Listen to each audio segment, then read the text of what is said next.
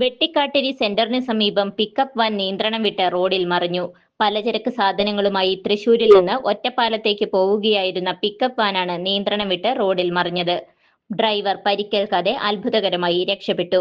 വാഹനം നിരവധി തവണ റോഡിൽ മറിഞ്ഞാണ് നിന്നത്. വാഹനത്തിലുണ്ടായിരുന്ന ഡ്രൈവറായ സനൽ എന്ന യുവാവാണ് പരിക്കേൽക്കാതെ രക്ഷപ്പെട്ടത്. ചെറുതുരുത്തി പോലീസ് സ്ഥലത്തെത്തി മേൽനടപടികൾ സ്വീകരിച്ചു. പ്രദേശത്ത് അപകടങ്ങൾ തുടർക്കഥയാവുകയാണ്.